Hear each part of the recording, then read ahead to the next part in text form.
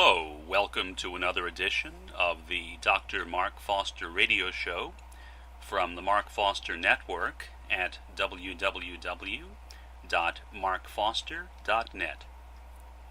This show will be on Heartfulness inquiry. Just a bit of background on it first.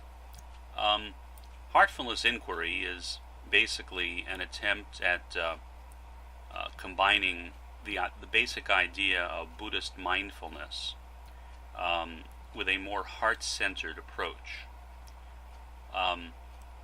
Buddhist mindfulness is I think good, and I've read a fair amount on it, and I've even attended some lectures on it and known some people who practiced it. But to me, as an autistic especially, what makes more sense is the concept of heartfulness. And so I developed that as a kind of meditation based upon my experiences with meditation through Sufism, including reading a lot of material by the late Punjabi Sufi, Hadrat Sultan Bahu. And I basically formulated an approach which, at least to me, was very useful and which resulted in the opening of my heart, and it's been extraordinarily helpful to me. What I'm going to do is read you a bit of what I have in this book, which you can access at heartfulness.bahaifaith.info. Baha'i Faith is spelled one word, B as in boy, AHAIFAITH. That's heartfulness.bahaifaith.info. I divided the process into a series of 7 steps, and the steps, as I conceived of them, were not intended to imply any kind of rigorous order. In fact, even myself, when I practice it, I don't necessarily follow the steps in exactly the order that I explain them here. The steps are more intended as a kind of foundation laying, establishing certain conditions for drawing close to God, centered in the heart. And since people generally, in my experience, think in terms of steps, like the 12-step movement, for example, I thought that explaining it as 7 steps made the most sense.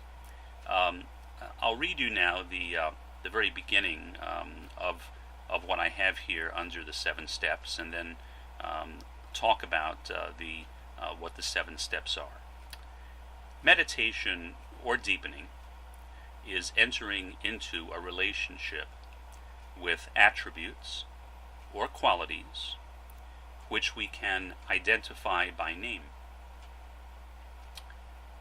Please introduce your own variations. Obviously, each of our needs and requirements may differ. Find what works just right for you. For what it's worth, after struggling for a lifetime to be emancipated from autism, I unexpectedly discovered this heartfulness, or spiritually heart-centered methodology. My closed heart began opening to multi-layered unities within unities in just a few months. Heartfulness inquiry is an individual practice. It is intended to produce an inner peace or tranquility, to acquire a higher nature, and to increase one's attachment to God. Please set aside some quiet time and do your best to find yourself a private space. Whenever possible, turn your phone off. Then imagine, for purposes of the meditation, that your spiritual heart, or consciousness of attraction, is located somewhere around the chest. You may begin with just 1 or 2 of the 7 steps. Little by little, as your comfort level increases, raise the number of steps. The exact order is not important. Some of the steps may even be blended into one. When your eyes are closed, you may, from time to time, open them to check the clock.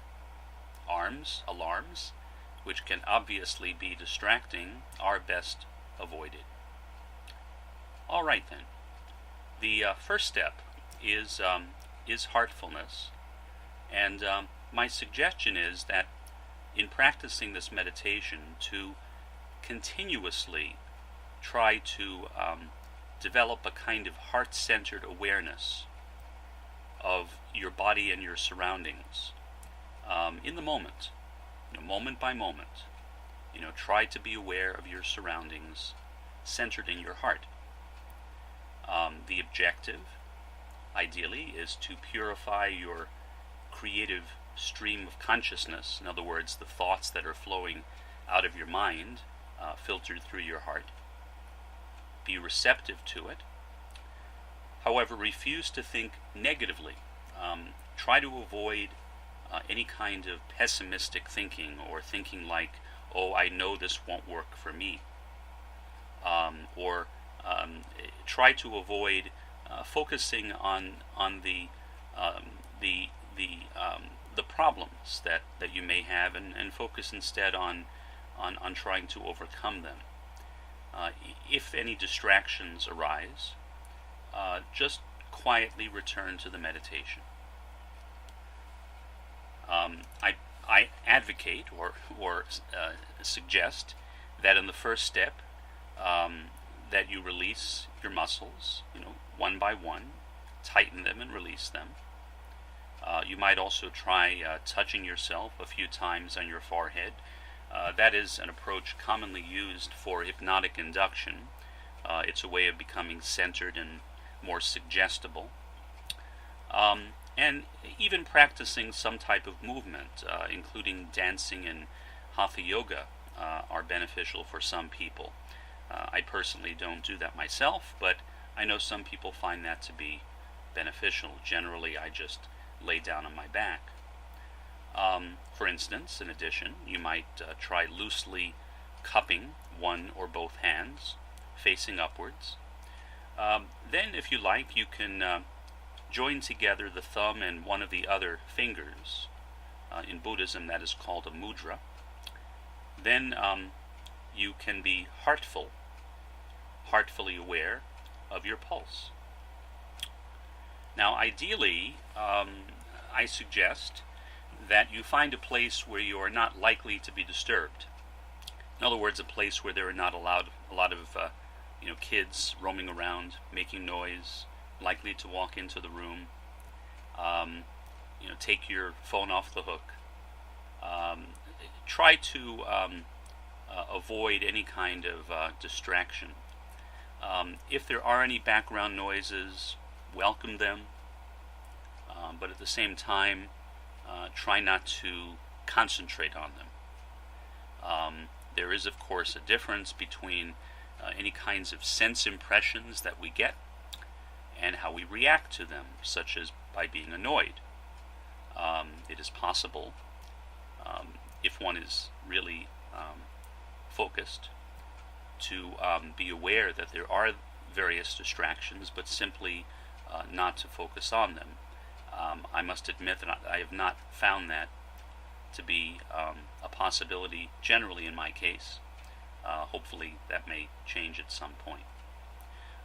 Also, you might consider playing some relaxed, meditative music in the background.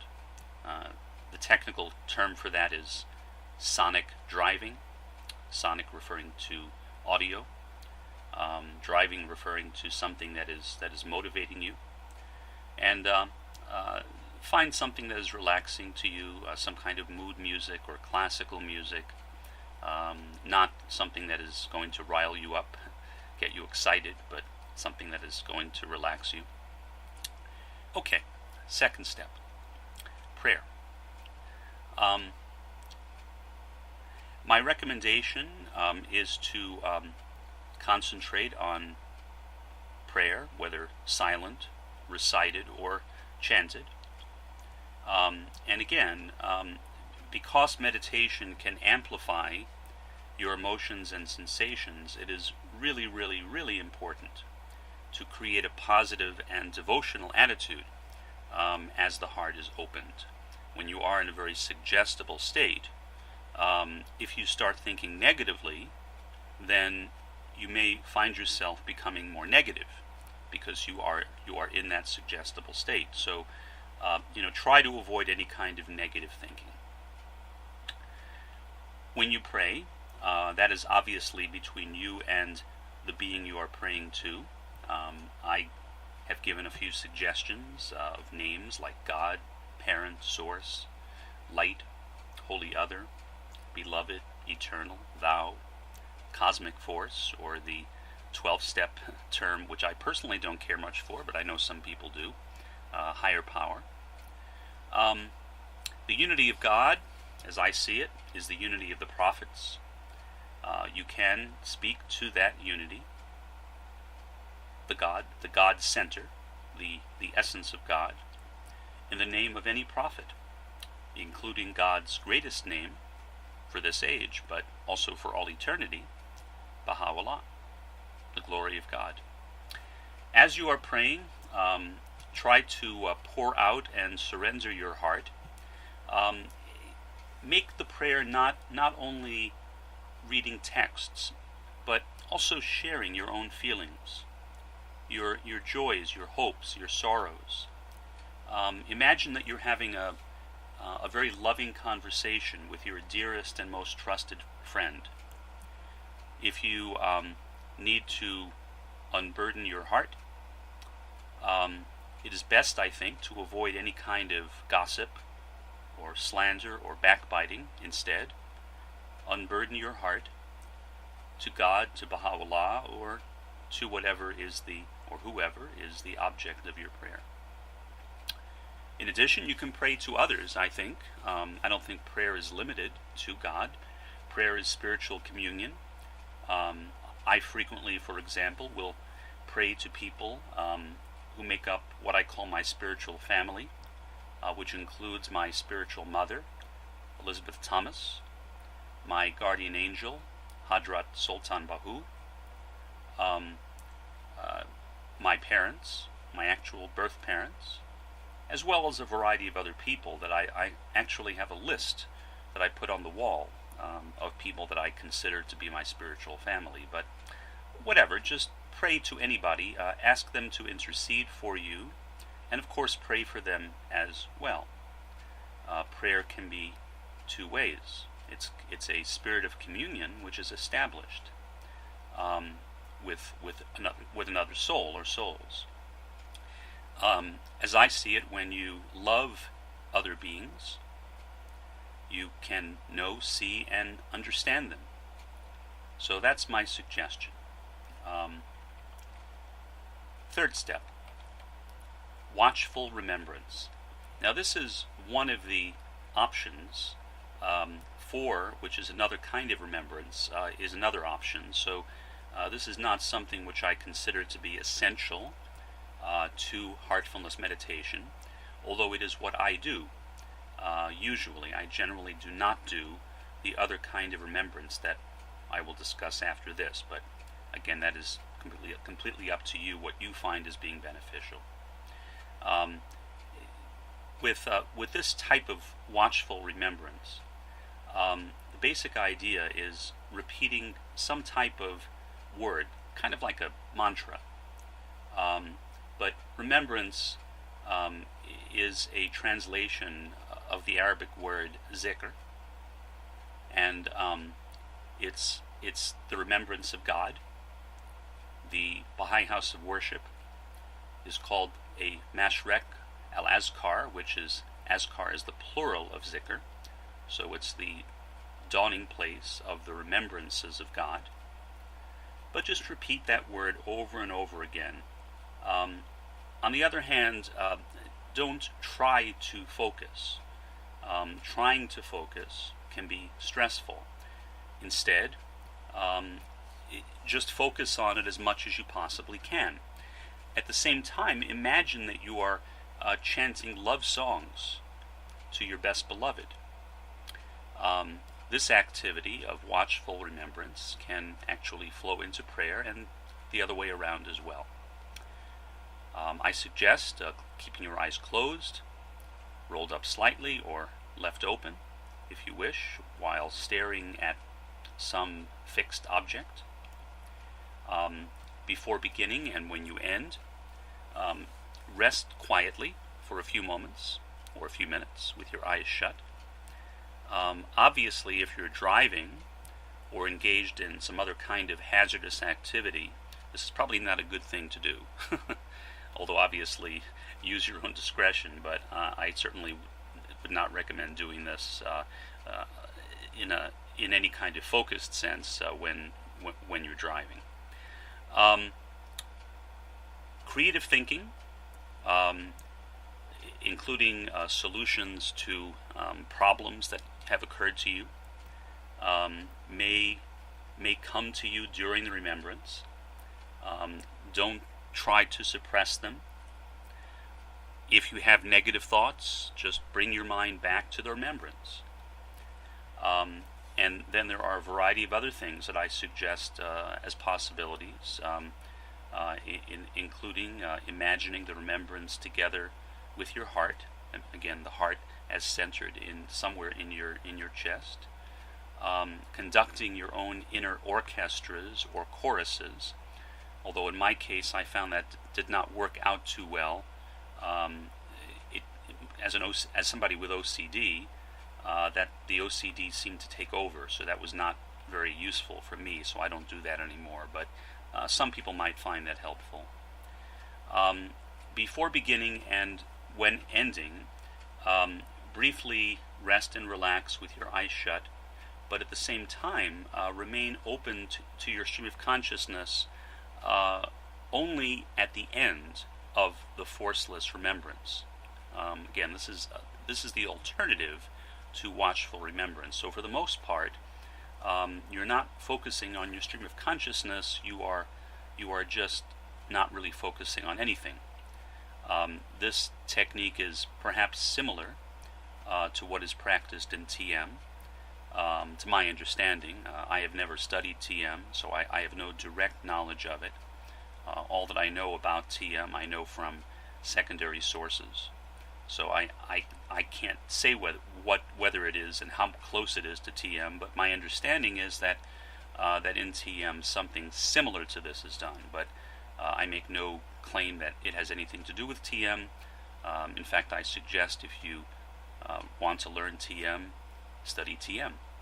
So this is not intended as a substitution for TM. Okay, in this forceless remembrance, with your eyes closed, feel yourself mentally repeating the remembrance without thinking about it. Begin verbally, but gradually perform the remembrance in complete silence. So if you want to begin verbally, that's fine, but the actual practice of remembrance, of forceless remembrance, should be done silently with no whispering or lip syncing. Over time, the word or words in the remembrance may become very faint, may fade into the back of your mind, become hazy. It can vary in speed, in volume, in pitch. Any of those are okay. Don't pressure yourself to clearly pronounce the words. The objective is to keep your mind in a very passive and a receptive state, not a very active and vigilant state. If you have any sensations, fine. Just let them come and go, but don't focus on them. Go back to the remembrance if that happens. Don't try to concentrate on the words. Although stray thoughts are inevitable, the activity itself should be forceless. If you notice your mind wandering, just go back to the remembrance. A nice metaphor I read for this, which I think is very apropos, you are tossing a tiny coin into the wishing well of your heart. Each time the coin vanishes, you toss one in again. I think it's very nice. I didn't make it up, so I can't claim any credit for it. Now these are extra activities, and here one can be open to one stream of consciousness. So this is sort of extra, basically after you've done the previously mentioned aspects of the forceless remembrance. One possibility: every 15 seconds or so, silently recite a short and uplifting quotation. At the same time, focus on the spiritual heart, again in the center of the chest. Then you can perhaps read from a holy text, and conclude by reciting inwardly one or more remembrances, while becoming heartful of the qualities of God and the qualities of various created things. So that's forceless remembrance. Okay. Contemplation. Whenever you like, apply the devotional receptivity to one or more of the contemplations that I list here, although you're certainly not limited to what I list here. You can do what you want. I mean, all these are just suggestions. I am not a teacher or a guru, God forbid. I'm just an ordinary person, and this is basically what has worked for me. It may or may not work for you. So, but by contemplation, what I mean is that you are actually imagining something which is devotional. So it's basically a very imaginative exercise. So it's different than the previous steps that I've described. I'll give you a few examples. You can contemplate on Baha'u'llah or another being as the best beloved. That's one possibility. As you're contemplating him, you can imagine that you are hugging him tightly, kissing him, stroking his hair, and even speaking to him. So those are some possibilities. Another contemplation is heartfully imagining an image, a photograph of Abdu'l-Baha, Baha'u'llah's son. Think of his eyes in particular. Gradually let the image fade away and focus only on the qualities, the spiritual qualities that were expressed so wonderfully and so perfectly by Abdu'l-Baha. Another possibility for contemplation, you smile while contemplating the heart center. Or, in other words, without worrying about how you're going to do it, smile at your heart. So those are possibilities. I'll give you one final one. Your heart glows and throbs with a warming light. Visualize a ray from the sun, filling your heart, purifying you with light. Also contemplating other souls as individualized virtues or attributes. Focus on people as individualized attributes of God. Forget about their faults. Kiss them, stroke their hair, imagine them near your heart center, folded into you. Or perhaps the light from your heart, you can imagine that surrounding them. Repair negative feelings. Now the final step, so-called step, is reflection. And I'm sorry, not the final step, that's the sixth step. One more step after that. I'm getting ahead of myself. The sixth step, reflection, is turning one's thoughts back to a subject. Literally reflecting, turning one's thoughts back to a subject. Waiting for an answer. Knowledge is love. knowledge is a result of love. Love without knowledge is only information.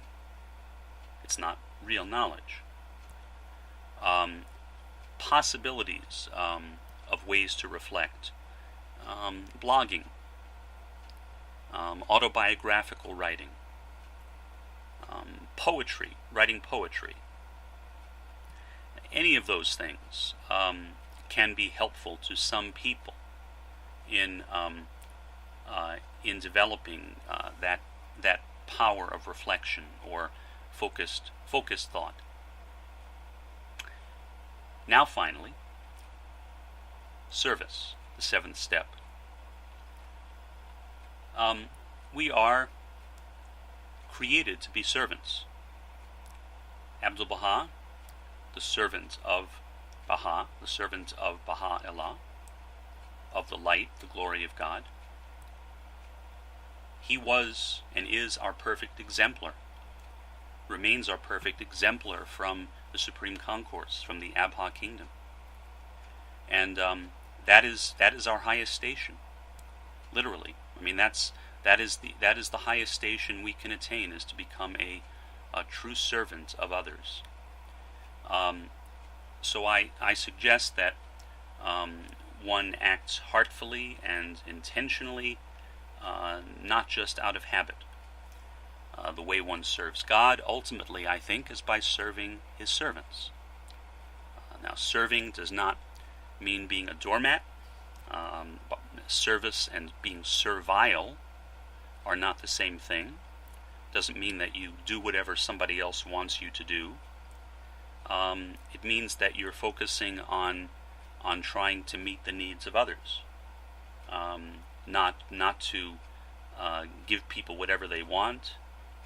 So in other words, you're not a doormat, you're not a revolving door, you're a servant, not a slave in the usual sense that although the word abd can be translated either servant or slave, in the normal way that we use the word slave in English, it's really being more of a servant than a slave. One is not a tool of other people. Reflection and service might be compared to inhaling and exhaling. If we receive some type of spiritual direction, but we then ignore it, we have not completed the breath of life. As Abdu'l-Baha said, reportedly, basically it's a pilgrim's note, look at me, follow me, be as I am. Be as he was, be a servant. Relate to others only through the heart. So that's basically the 7 steps. There is a lot more to the practice than that. Again, my suggestion, if you want to read more on it, go to heartfulness.bahaifaith.info, where there is a much more detailed description of the methodology than what I just presented. Until the next time, have a good one.